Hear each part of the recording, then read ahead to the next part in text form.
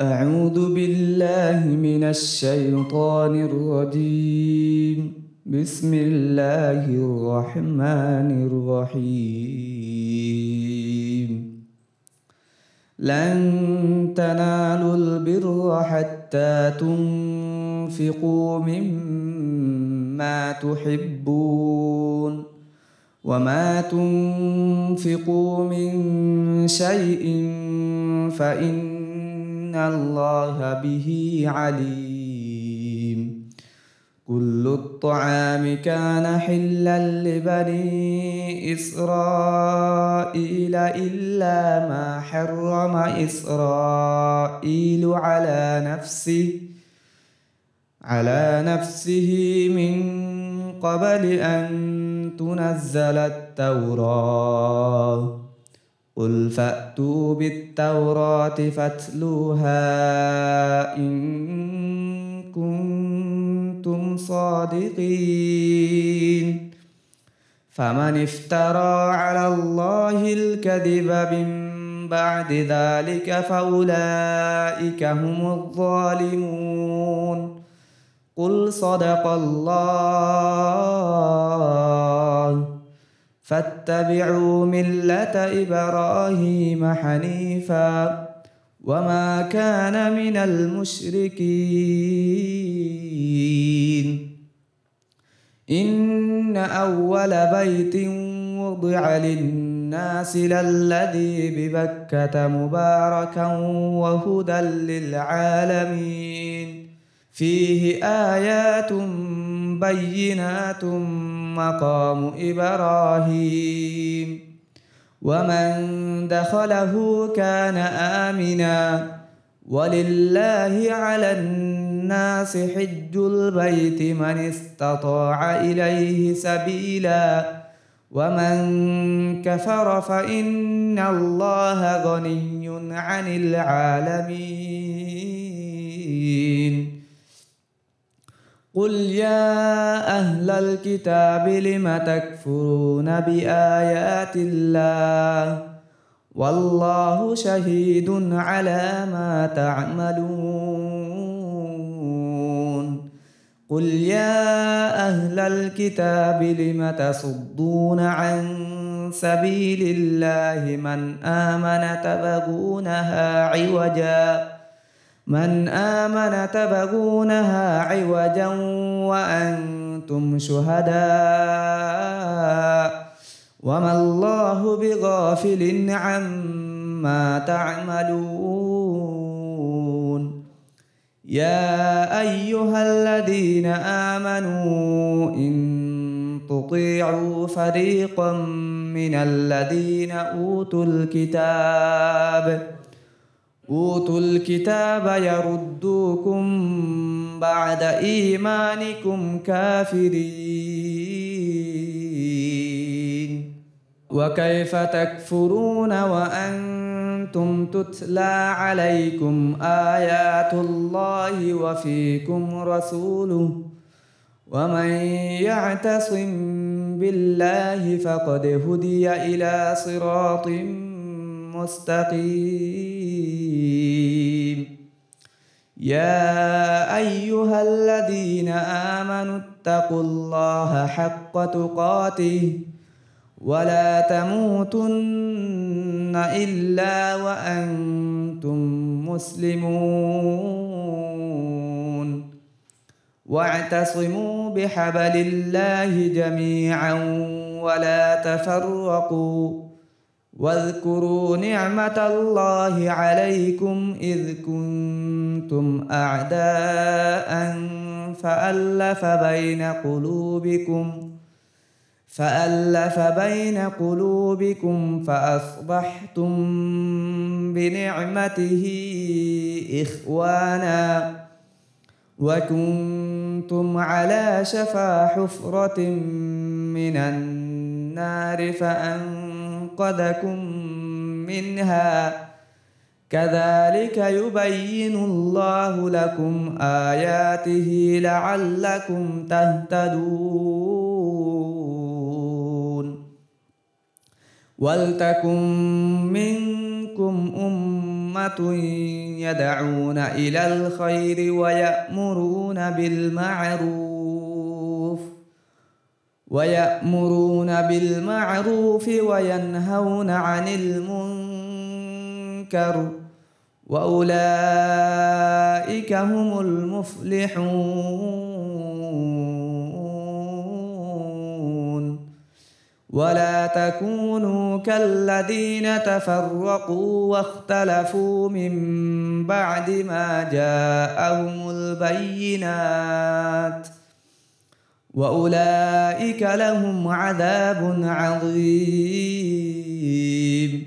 يوم تبيض وجوه وتسود وجوه، فأما الذين اسودت وجوههم أكفرتم بعد إيمانكم فذوقوا العذاب بما كنتم تكفرون.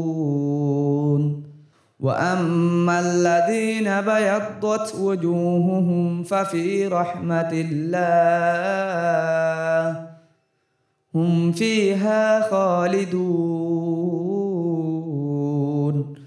تلك آيات الله نتلوها عليك بالحق وما الله يريد ظلما للعالمين. ولله ما في السماوات وما في الأرض وإلى الله ترجع الأمور. كنتم خير أمة أخرجت للناس تأمرون بالمعروف وتنهون عن المنكر وتؤمنون بالله. ولو آمن أهل الكتاب لكان خيرا لهم منهم المؤمنون وأكثرهم الفاسقون. لن يضروهم إلا أذى وإن يقاتلوكم يولوكم الأدبار ثم لا ينصرون. ضربت عليهم الذلة أينما ثقفوا إلا بحبل من الله وحبل من الناس وباءوا بغضب من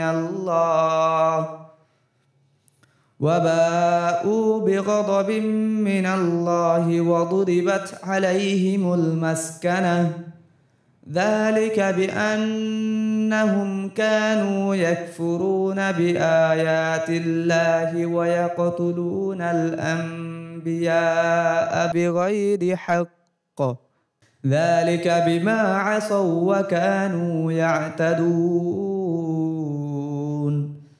ليسوا سواء من أهل الكتاب أمة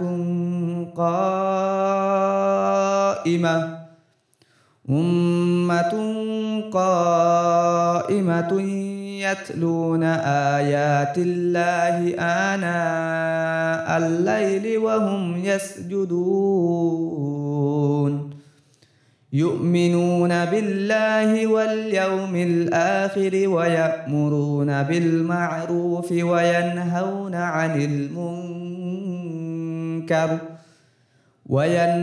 عن المنكر ويسارعون في الخيرات وأولئك من الصالحين.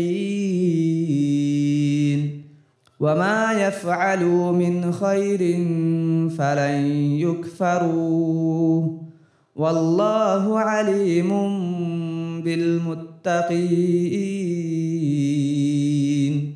إن الذين كفروا لن تغني عنهم أموالهم ولا أولادهم من الله شيئا وأولئك أصحاب النار هم فيها خالدون.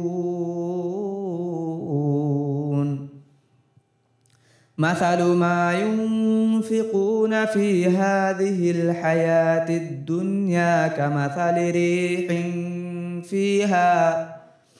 كمثل ريح فيها صر أصابت حرث قوم ظلموا أنفسهم فأهلكت وما ظلمهم الله ولكن أنفسهم يظلمون يا أيها الذين آمنوا لا تتخذوا بطانة من دونكم لا يألونكم خبالا ودوا ما عنتم قد بدت البغضاء من أفواههم وما تخفي صدورهم أكبر قد بينا لكم الآيات إن كنتم تعقلون ها أنتم أولئك تحبونهم ولا يحبونكم وتؤمنون بالكتاب كله وإذا لقوكم قالوا آمنا وإذا خلوا عدوا عليكم الأنامل من الغيظ قل موتوا بغيظكم إن الله عليم بذات الصدور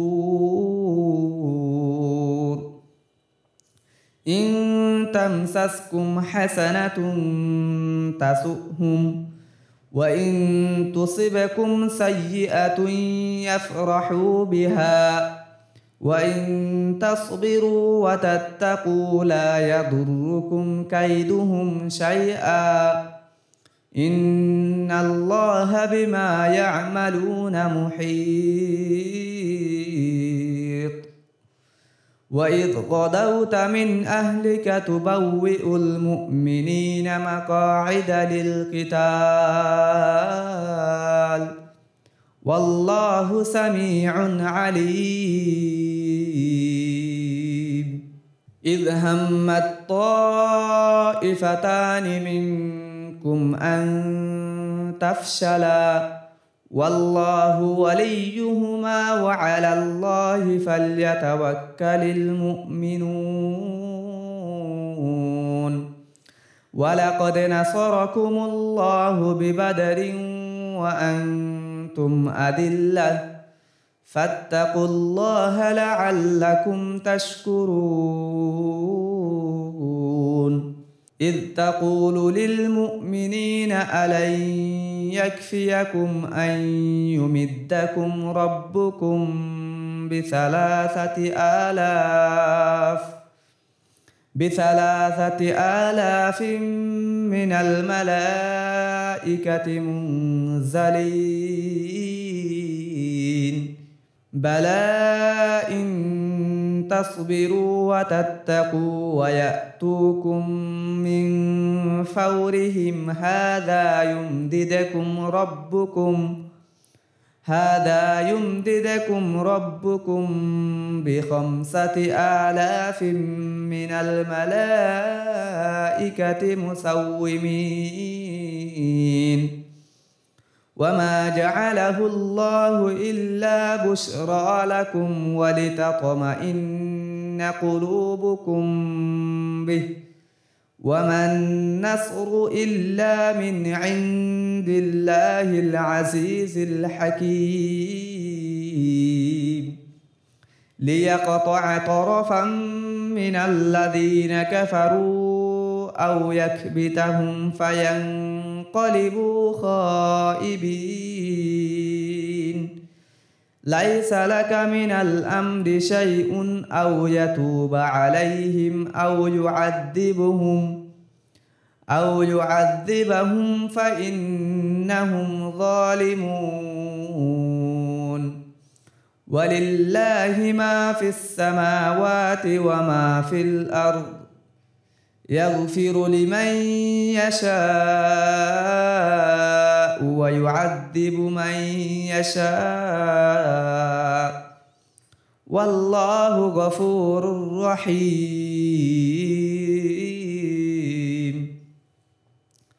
يا أيها الذين آمنوا لا تأكلوا الربا أضعافا مضاعفة واتقوا الله لعلكم تفلحون. واتقوا النار التي أعدت للكافرين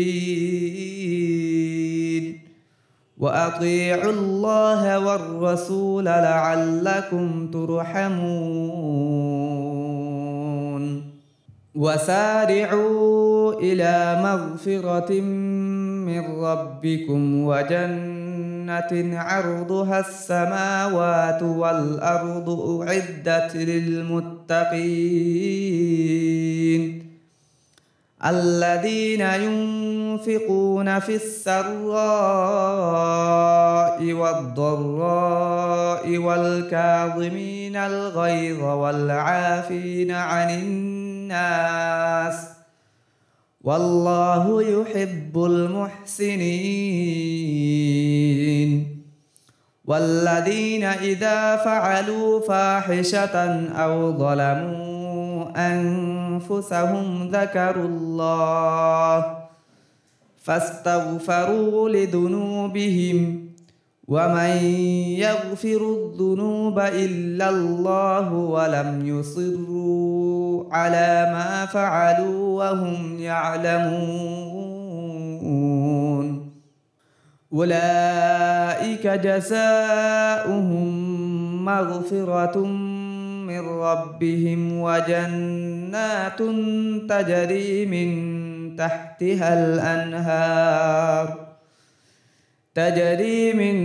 تحتها الأنهار خالدين فيها ونعم أجر العاملين.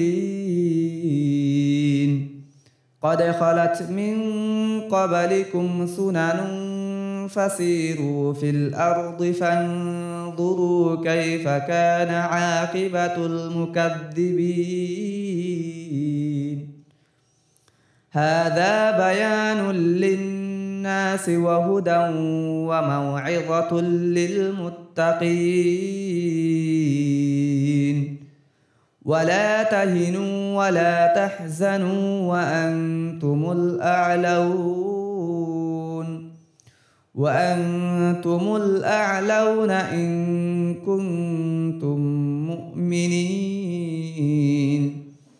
إن يمسسكم قرح فقد مس القوم قرح مثله وتلك الأيام نداولها بين الناس وليعلم الله الذين آمنوا ويتخذ منكم شهداء والله لا يحب الظالمين.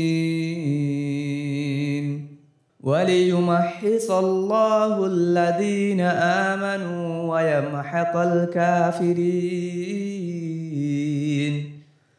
أم حسبتم أن تدخلوا الجنة ولما يعلم الله الذين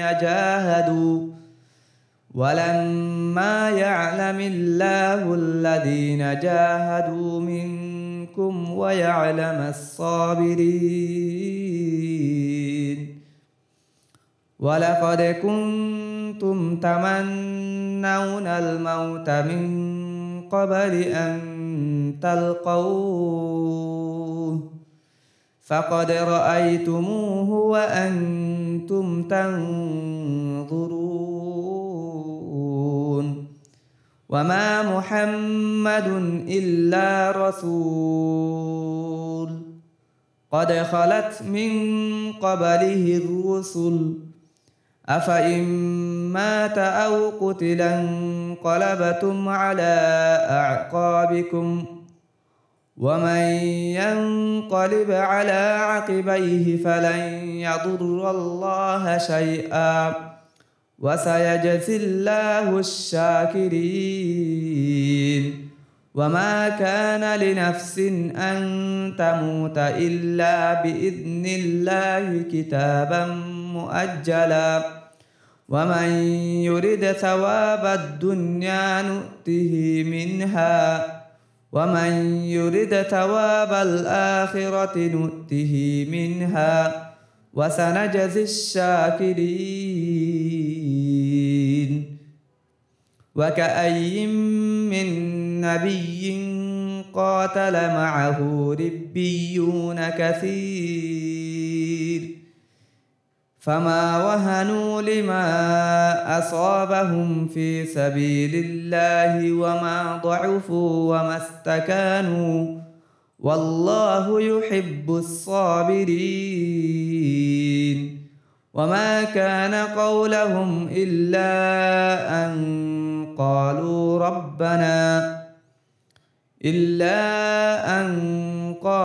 ربنا اغفر لنا ذنوبنا وإسرافنا في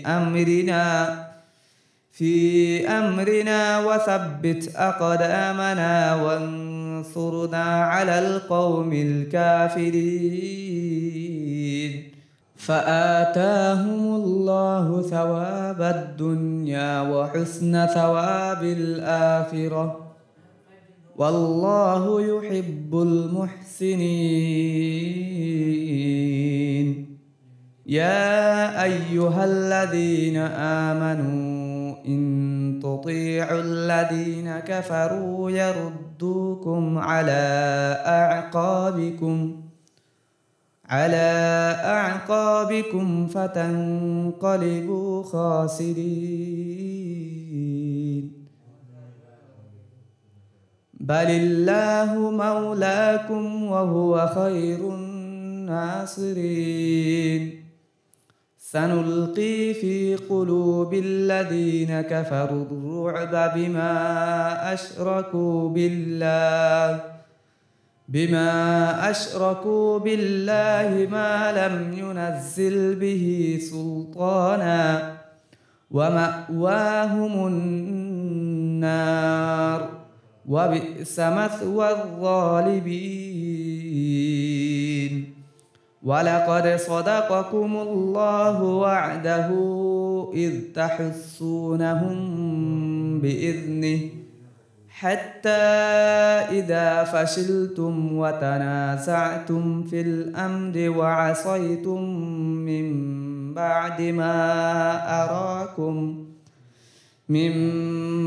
ما أراكم ما تحبون منكم من يريد الدنيا ومنكم من يريد الآخرة ثم صرفكم عنهم ليبتليكم ولقد عفا عنكم والله ذو فضل على المؤمنين. إذ تصعدون ولا تلوون على أحد والرسول يدعوكم في أخراكم فأثابكم غما بغم لكي لا تحزنوا على ما فاتكم ولا ما أصابكم والله خبير بما تعملون. ثم أنزل عليكم من بعد الغم أمنة نعاسا يغشى طائفة منهم وطائفة قد أهمتهم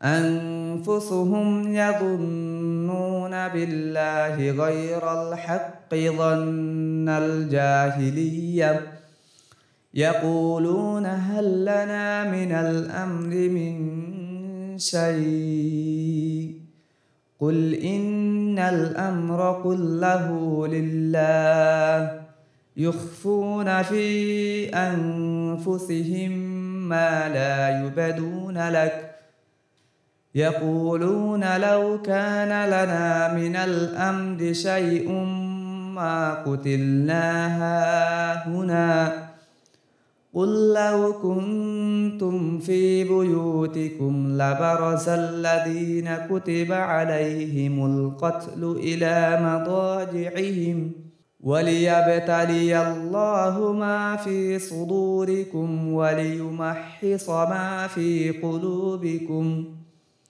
والله عليم بذات الصدور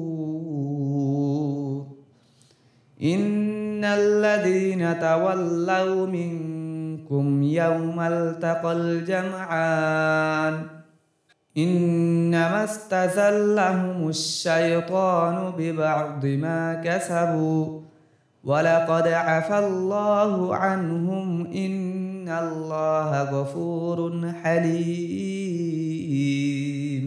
يا أيها الذين آمنوا لا تكونوا كالذين كفروا وقالوا لإخوانهم إذا ضربوا في الأرض أو كانوا غزا لو كانوا عندنا ما ماتوا وما قتلوا ليجعل الله ذلك حسرة في قلوبهم والله يحيي ويميت والله بما تعملون بصير ولئن قتلتم في سبيل الله أو متم لمغفرة من الله ورحمة خير مما يجمعون ولئن متم أو قتلتم لإلى الله تحشرون فبما رحمة من الله لنت لهم ولو كنت فظا غليظ القلب لانفضوا من حولك فاعف عنهم واستغفر لهم وشاورهم في الأمر فإذا عزمت فتوكل على الله إن الله يحب المتوكلين إن ينصركم الله فلا غالب لكم وإن يخذلكم فمن ذا الذي ينصركم من بعده وعلى الله فليتوكل المؤمنون وما كان لنبي أن يغل ومن يغلل يأت بما غل يوم القيامة ثم توفى كل نفس ما كسبت وهم لا يظلمون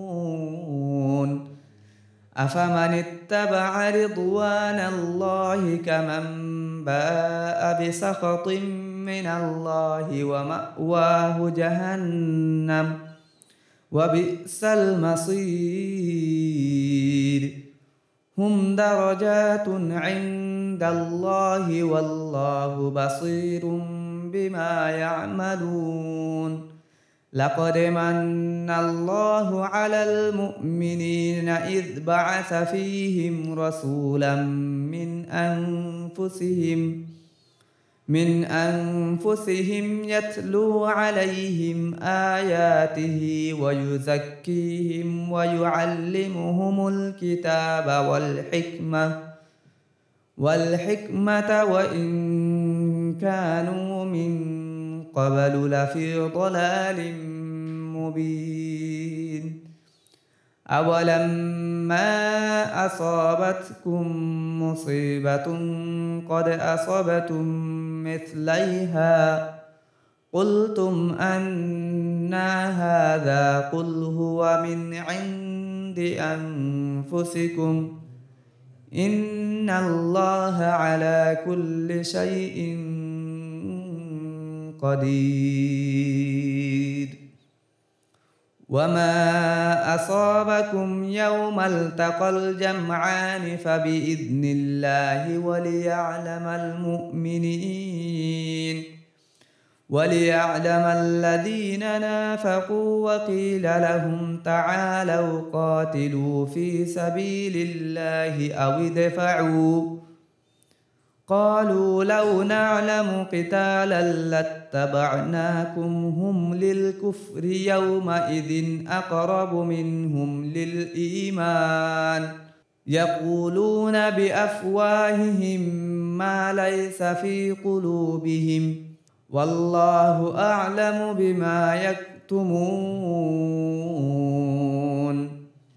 الذين قالوا لإخوانهم وقعدوا لو أطاعونا ما قتلوا قل فادرءوا عن أنفسكم الموت إن كنتم صادقين ولا تحسبن الذين قتلوا في سبيل الله أمواتا بل أحياء عند ربهم يرزقون فرحين بما آتاهم الله من فضله ويستبشرون بالذين لم يلحقوا بهم من خلفهم ألا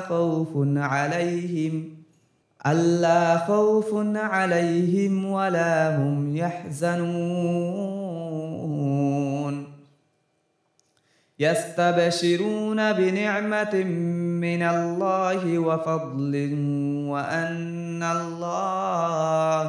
وأن الله لا يضيع أجر المؤمنين الذين استجابوا لله والرسول من بعد ما أصابهم القرح للذين أحسنوا منهم واتقوا أجر عظيم الذين قال لهم الناس إن الناس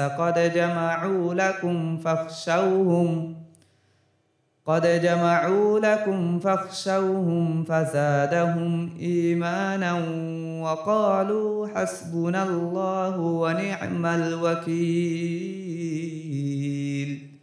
فانقلبوا بنعمة من الله وفضل لم يمسسهم سوء واتبعوا رضوان الله والله ذو فضل عظيم إنما ذلكم الشيطان يخوف أولياء فلا تخافوهم وخافون إن كنتم مؤمنين ولا يحزنك الذين يسارعون في الكفر إنهم لن يضروا الله شيئا يريد الله ألا يجعل لهم حظا في الآخرة ولهم عذاب عظيم إن الذين اشتروا الكفر بالإيمان لن يضروا الله شيئا ولهم عذاب أليم ولا يحسبن الذين كفروا أنما نملي لهم خير لأنفسهم إنما نملي لهم ليزدادوا إثما ولهم عذاب مهين ما كان الله ليذر المؤمنين على ما أنتم عليه حتى يميز الخبيث من الطيب وما كان الله ليطلعكم على الغيب ولكن الله يجتبي من رسله من يشاء فآمنوا بالله ورسله وإن تؤمنوا وتتقوا فلكم أجر عظيم ولا يحسبن الذين يبخلون بما آتاهم الله من فضله هو خيرا لهم بل هو شر لهم سيطوقون ما بخلوا به يوم القيامة ولله ميراث السماوات والأرض والله بما تعملون خبير لقد سمع الله قول الذين قالوا إن الله فقير ونحن أغنياء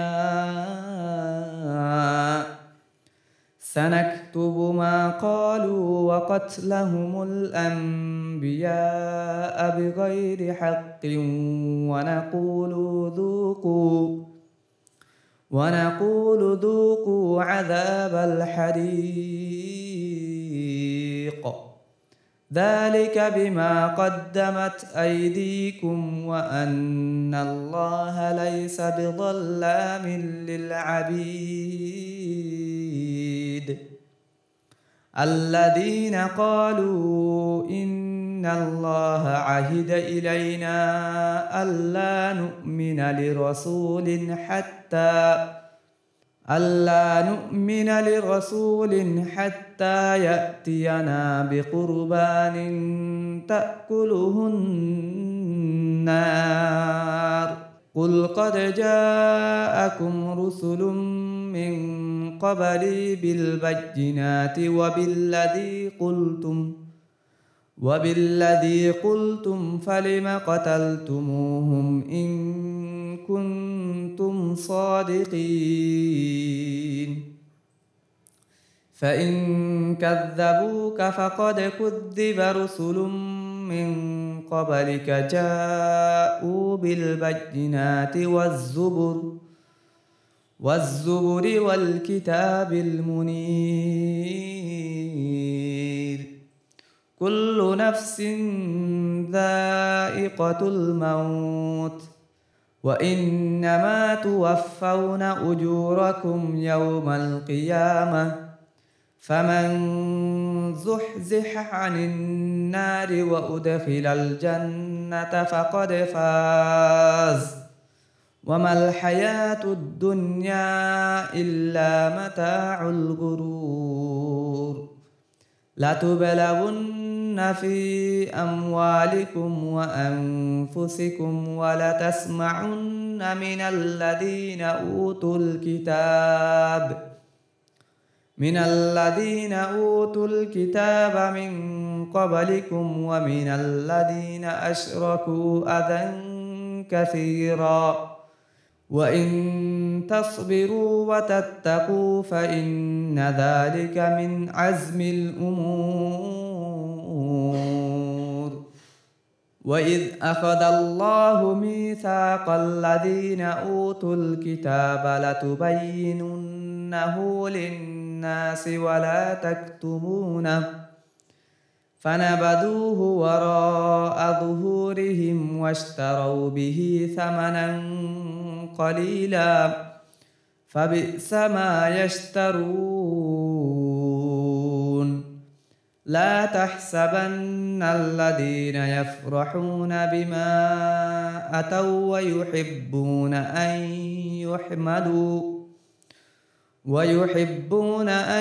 يحمدوا بما لم يفعلوا فلا تحسبنهم بمفازة من العذاب ولهم عذاب أليم ولله ملك السماوات والأرض والله على كل شيء قدير إن في خلق السماوات والأرض واختلاف الليل والنهار لآيات لأولي الألباب الذين يذكرون الله قياما وقعودا وعلى جنوبهم ويتفكرون في خلق السماوات والأرض ربنا ما خلقت هذا باطلا سبحانك فقنا عذاب النار ربنا إنك من تدخل النار فقد أخزيته وما للظالمين من أنصار ربنا إننا سمعنا مناديا ينادي للإيمان أن آمنوا بربكم فآمنا ربنا فاغفر لنا ذنوبنا وكفر عنا سيئاتنا وتوفنا مع الأبرار ربنا وآتنا ما وعدتنا على رسلك ولا تخزنا يوم القيامة إنك لا تخلف الميعاد فاستجاب لهم ربهم أني لا أضيع عمل عامل منكم من ذكر أو أنثى بعضكم من بعض فالذين هاجروا وأخرجوا من ديارهم وأوذوا في سبيلي وقاتلوا وقتلوا لأكفرن عنهم سيئاتهم ولأدخلنهم جنات تجري من تحتها الأنهار ثوابا من عند الله والله عنده حسن الثواب لا يغرنك تقلب الذين كفروا في البلاد متاع قليل ثم مأواهم جهنم وبئس المهاد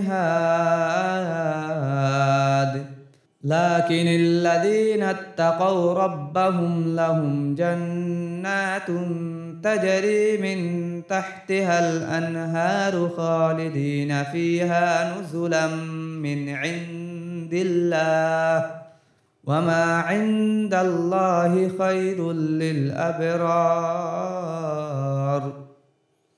وإن من أهل الكتاب لمن يؤمن بالله وما أنزل إليكم وما أنزل إليهم خاشعين لله لا يشترون بآيات الله ثمنا قليلا أولئك لهم أجرهم عند ربهم إن الله سريع الحساب يا أيها الذين آمنوا اصبروا وصابروا ورابطوا واتقوا الله لعلكم تفلحون يا أيها الناس اتقوا ربكم الذي خلقكم من نفس واحدة وخلق منها زوجها وبث منهما رجالا كثيرا ونساء واتقوا الله الذي تساءلون به والأرحام إن الله كان عليكم رقيبا وآتوا اليتامى أموالهم ولا تتبدلوا الخبيث بالطيب ولا تأكلوا أموالهم إلى أموالكم إنه كان حوبا كبيرا. وإن خفتم ألا تقسطوا في اليتامى فانكحوا ما طاب لكم من النساء مثنى وثلاث ورباع، فإن خفتم ألا تعدلوا فواحدة أو ما ملكت أيمانكم ذلك أدنى ألا تعولوا. وآتوا النساء صدقاتهن نحلة فإن طبن لكم عن شيء منه نفسا فكلوه هنيئا مريئا. ولا تؤتوا السفهاء أموالكم التي جعل الله لكم قياما وارزقوهم فيها واكسوهم وقولوا لهم قولا معروفا. وابتلوا اليتامى حتى إذا بلغوا النكاح فإن آنستم منهم رشدا فدفعوا إليهم أموالهم ولا تأكلوها إسرافا وبدارا أن يكبروا. ومن كان غنيا فليستعفف ومن كان فقيرا فليأكل بالمعروف. فإذا دفعتم إليهم أموالهم فأشهدوا عليهم وكفى بالله حسيبا. للرجال نصيب مما ترك الوالدان والأقربون وللنساء نصيب مما ترك الوالدان والأقربون مما قل منه أو كثر نصيبا مفروضا. وإذا حضر القسمة أولو القربى واليتامى والمساكين فارزقوهم منه وقولوا لهم قولا معروفا. وليخشى الذين لو تركوا من خلفهم ذرية ضعافا خافوا عليهم فليتقوا الله وليقولوا قولا سديدا. إن الذين يأكلون أموال اليتامى ظلما إنما يأكلون في بطونهم نارا وسيصلون سعيرا. يوصيكم الله في أولادكم للذكر مثل حظ الأنثيين فإن كن نساء فوق 2 فلهن ثلثا ما ترك وإن كانت واحدة فلها النصف ولأبويه لكل واحد منهما السدس مما ترك إن كان له ولد فإن لم يكن له ولد وورثه أبواه فلأمه الثلث فإن كان له إخوة فلأمه السدس من بعد وصية يوصي بها أو دين. آباؤكم وأبناؤكم لا تدرون أيهم أقرب لكم نفعا فريضة من الله إن الله كان عليما حكيما. ولكم نصف ما ترك أزواجكم إن لم يكن لهن ولد، فإن كان لهن ولد فلكم الربع مما تركن من بعد وصية يوصين بها أو دين، ولهن الربع مما تركتم إن لم يكن لكم ولد، فإن كان لكم ولد فلهن الثمن مما تركتم من بعد وصية توصون بها أو دين. وإن كان رجل يورث كلالة أو امرأة وله أخ أو أخت فلكل واحد منهما السدس، فإن كانوا أكثر من ذلك فهم شركاء في الثلث من بعد وصية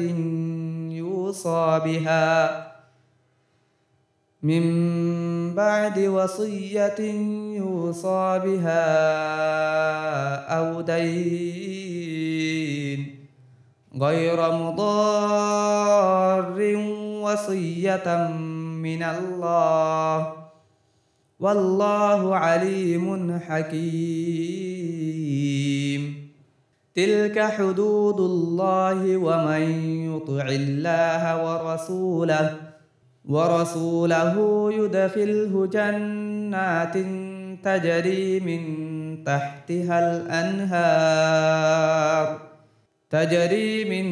تحتها الأنهار خالدين فيها، وذلك الفوز العظيم. ومن يعص الله ورسوله ويتعد حدوده يدخله نارا خالدا فيها وله عذاب مهين. واللاتي يأتين الفاحشة من نسائكم فاستشهدوا عليهن 4 منكم، فإن شهدوا فأمسكوهن في البيوت حتى يتوفاهن الموت أو يجعل الله لهن سبيلا. واللذان يأتيانها منكم فآذوهما، فإن تابا وأصلحا فأعرضوا عنهما، إن الله كان توابا رحيما. إنما التوبة على الله للذين يعملون السوء بجهالة ثم يتوبون من قريب فأولئك يتوب الله عليهم، وكان الله عليما حكيما. وليست التوبة للذين يعملون السيئات حتى إذا حضر أحدهم الموت قال إني تبت الآن، ولا الذين يموتون وهم كفار، أولئك أعتدنا لهم عذابا أليما. يا أيها الذين آمنوا لا يحل لكم أن ترثوا النساء كرها، ولا تعضلوهن لتذهبوا ببعض ما آتيتموهن إلا أن يأتين بفاحشة مبينة، وعاشروهن بالمعروف، فإن كرهتموهن فعسى أن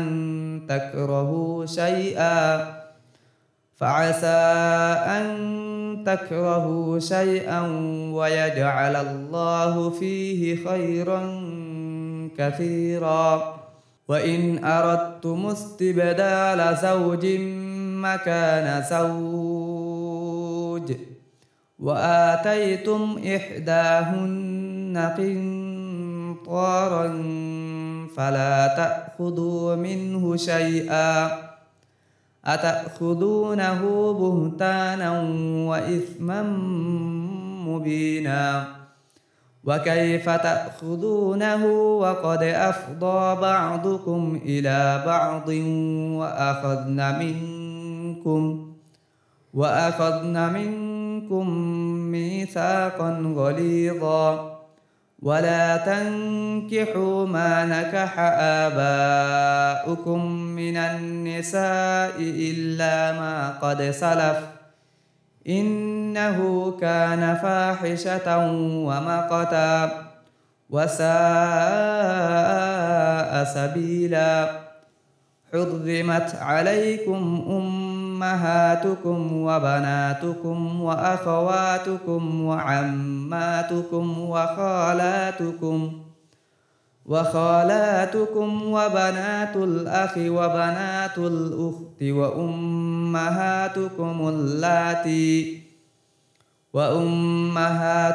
اللاتي أرضعنكم وأخواتكم من الرضاعة وأمهات نسائكم وربائبكم اللاتي في حجوركم من نسائكم اللاتي دخلتم بهن فإن لم تكونوا دخلتم بهن فلا جناح عليكم وحلائل أبنائكم الذين من أصلابكم وأن تجمعوا بين الأختين إلا ما قد سلف إن الله كان غفورا رحيما.